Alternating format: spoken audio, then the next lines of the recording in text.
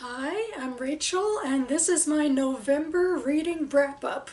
This is somewhat apropos timing because I just returned from basically my last NaNoWriMo 2018 event, so far as I would believe. The DC Library, for the second year, I believe, in a row, has sponsored a readathon at a local bookstore, this time at Solid State Books, and they've invited DCers who have won to read from their manuscripts.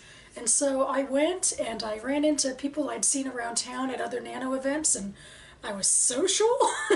And one of the librarians recognized me, and I even exchanged emails with someone, which was pretty cool. So yeah, it was a wonderful way to end, even though I didn't read anything myself, because really most of what I did for my fantasy project was outlining, and it couldn't stand up to the interesting stuff that other people were reading. But of course this relates to my November reading wrap-up, because this is about the books I was able to read in November during NaNoWriMo. As usual, this is my slowest month of the year. I only got through 4 books. And I was about to say they are all YA, except I've realized recently that one is really middle grade. I guess this means I'm not much of an adult booktuber this month, but I do have a pretty eclectic selection here, I believe. You be the judge. Though we're starting with something very famous and very hyped. This is The Hate You Give by Angie Thomas. I was lucky enough to receive this copy for free due to, once again, the DC Public Library. In September they have a banned books hunt based off of a theme. This year was about resistance and multiculturalism, and words ignite. Yeah, that was the catchphrase. And this was one of the books on there, and I was sure that all of the free copies would be gone like that, but I was able to find one, and I wanted to read it and then see the movie this month, and I was very impressed. You know, I know there was a lot of hype, and of course this could very easily be polemic about you know, this trend, this real trend of unarmed black men getting shot by police. But it was about so much more than that. Star was a real character. She wasn't just a victim or a martyr or, you know, the hero. She was a girl who had relationships with her family and her community and various friends, 2 communities really, with school being at a white privileged school, and then her neighborhood, which was much more urban and poor and black. It really showed not only police brutality, but a whole world that Star would be living in, and it's certainly a world that someone like me isn't all that familiar with.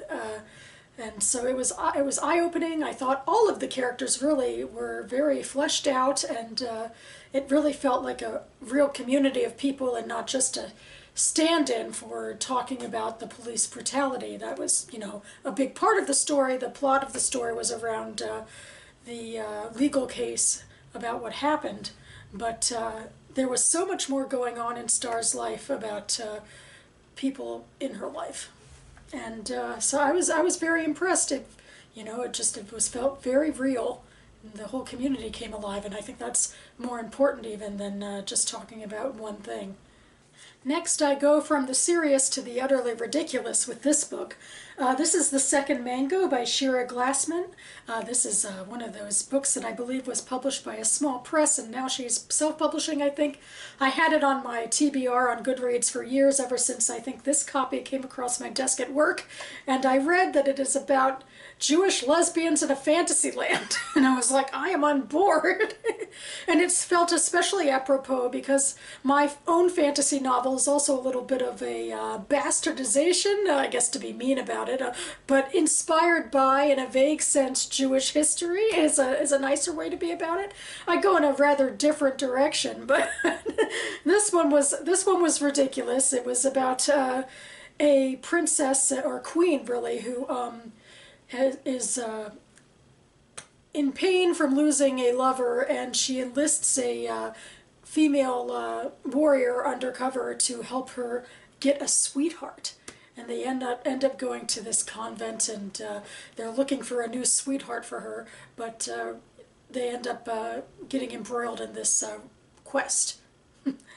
I mean, the story and the writing are pretty mediocre, but I love the idea, and I was intrigued at how she incorporated Judaism, like there were rabbis, but also mages, and and she also made room for both Sephardi and Ashkenazi-inspired Jews. Like the queen is definitely intentionally dark-skinned, and then this warrior is someone from the north and is more pale and Ashkenazi-looking. You know, it's not that deep when it comes to talking about Judaism, but it's kind of nice to see it there, that they're randomly celebrating Jewish holidays while also riding on a dragon. Or actually a horse dragon, but that's part of the story too about what happened there. So if you're looking for something silly and questy, and this could be it for you. Here's a little palate cleanser. Now we come to the middle grade book. This is My Guardian Angel by Sylvie Weil, which she actually wrote in French, because she's a French author, and it actually won a prestigious children's award in France. It was translated by Gillian Rosner. And this is historical fiction about the Jews in France during the First Crusades. It's a period of Jewish history that I'm really unfamiliar with, so even though this is obviously very middle grade, I was curious to give it a go. Not only that, but the main character, Elvira, is the daughter of the famous rabbi and scholar Rashi, who lived in the 11th century in France. And for the First Crusades, the armies were sort of rolling through the towns in France and on their way to Jerusalem, and oftentimes they were stirring up all of the resentment and the anti-Semitic stereotypes, so Jews were already, you know, othered pretty badly, but they were concerned for their safety, and every now and then nothing broils over too badly, but there's a simmering fear throughout this book about being, you know, attacked. Elvira is sort of your stereotypical plucky heroine who's probably a bit too much like a boy than she'd be allowed to be at this time period. We have very little information about her, though I do believe she's well enough known to say that she practiced some sort of herbal skills, I guess, that she was a leader among women in that way. But I'm not sure how accurate it is to say that she could read and be a scribe for her grandfather, but I was thinking this is almost like American Girls for Jewish history, because she's a little too good to be true, and she's a bit brave and adventurous, so that she's even able to save her people sometimes from, you know, things broiling over with the Crusaders coming through. That being said, I mean, there's a lot of intriguing historical facts, both about the Crusaders led by Peter the Hermit, and, you know, it was interesting for me, too, to remember, you know, the difference between the Crusaders and the regular Christians of the town. And it also just talks about, like, domestic life and Jewish customs during this time. So I enjoyed it. I think it was informative. It's certainly a nice first step, I guess, for kids who are interested in Jewish history. And a counterbalance to the most prominent subject in Jewish literature, which would be stories about the Holocaust. And my final read of the month is Dagger and Coin by Kathy MacMillan. Kathy MacMillan is a friend of a friend, and in fact she had dedicated this book to our mutual friend, and I got it signed at the Maryland Renaissance Festival. I talked about that a month or so back. This is a sequel / companion novel to her first book that came out in 2016, Sword and Verse. This is YA epic fantasy. The first book is told from the perspective of a slave in a slave society as she is getting embroiled in romance and larger conflicts within her area. There is a supernatural war of the gods going on and I guess just to spoil, things are turned on their heads completely, because in this book, you know, it's about the aftermath, and this society, which used to be a strict slave society, is now trying to become more democratic and is ruled by this court of 4 people, including our new main character, Soraya, who was a minor noble in the first book, who kind of a snooty princess who was meant to marry the king. But now there is no king and queen, there's a council, and Soraya was, you know, this pampered person, a privileged person in an oppressive society who now has to make do with her enemies and try to deal with reforming her society, both like socially and economically. And they go into a lot of detail. She goes into a lot of detail about social and economic problems that arise from having a lack of slave culture. And that's before the major crux of this novel, which is that a slave ship that went out before, you know, the revolution comes back with slaves. And that whole event is, on its face, is about to embroil things over. And Soraya and one of the other people on her council, who she is not all that friendly with even, have to figure out what to do. So I really liked this one. I liked it better than the first one. This is sort of more my steam, that's not the word, but my pace. Because Soraya is a more of a flawed character in the way that I appreciate flawed characters, and that she has to overcome some of her personal bigotry.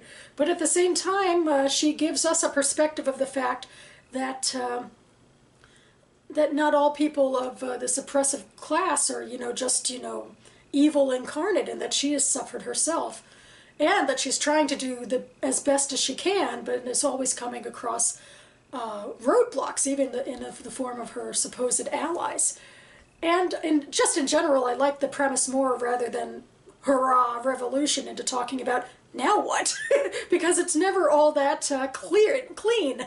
And especially for a YA novel, I mean, for an adult novel, maybe MacMillan could have gone into more detail and nuance, but certainly for a fast-moving YA novel, she really packs a punch, and there's a lot going on, and I just felt like I was much more invested in this story. I enjoyed the first story, but I really, you know, got very invested, and I'd be thinking a lot about the characters, and I'd forget, hey, it's so cool that someone I knew wrote this. I'd be too involved in the story to be thinking that.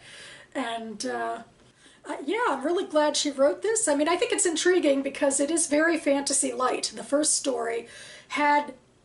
book had a story of the gods happening alongside the humans, but in this story there's only some hints of possible supernatural stuff, and most of it is really just sort of realist fiction in a fantasy land setting.